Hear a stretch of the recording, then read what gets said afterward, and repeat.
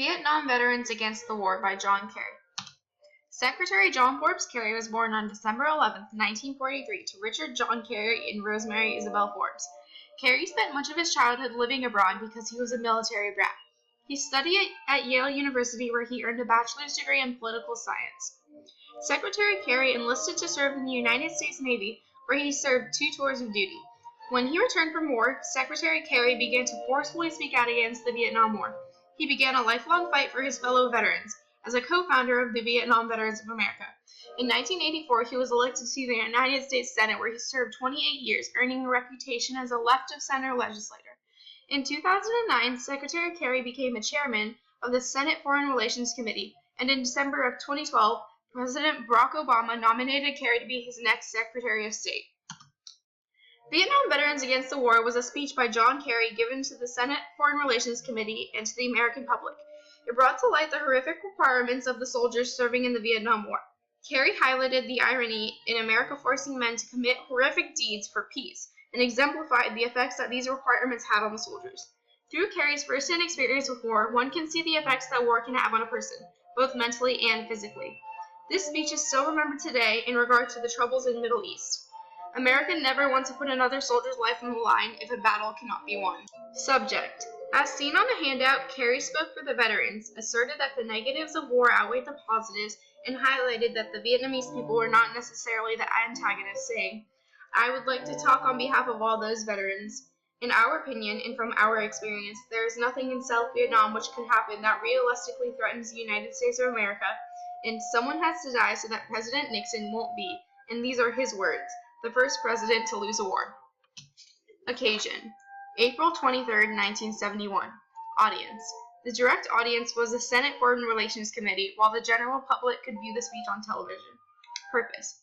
As seen in the speech, Kerry wanted to end the war as quickly as possible, saying, "Each day, to facilitate the process by which the United States washes her hands of the Vietnam, someone has to give up his life so that the United States doesn't have to admit something that the entire world already knows, so that we can't say that we have made a mistake." Speaker. John Kerry stated that he would like to talk on behalf of all those veterans. Tone. As seen on the handout, Kerry's tone can be seen in this quote. "We are asking Americans to think about that, because how do you ask a man to be the last man to die in Vietnam? How do you ask a man to be the last man to die for a mistake?" Diction. Kerry utilized the words us and we, saying, "We learn the meaning of free fire zones." Imagery. Kerry appeals to sympathy, saying, "They told stories that at times they had personally raped, cut off ears, cut off heads, taped wires from portable telephones to human genitals, and turned up the power." Details. Kerry highlighted the horror of war with details, saying, "They had cut off limbs, blown up bodies, randomly shot at civilians, razed villages in fashions reminiscent of Genghis Khan, shot cattle and dogs for fun, poisoned food stocks, and generally ravaged the countryside of South Vietnam." Pathos. Kerry appeals to anger and resentment, saying, "We watched pride allow the most unimportant battles to be blown into extravaganzas, because we couldn't lose, and we couldn't retreat, because it didn't matter how many American bodies were lost to prove that point." Logos. Kerry makes a logical argument, saying, "In our opinion and from our experience, there is nothing in South Vietnam which can happen that realistically threatens the United States of America.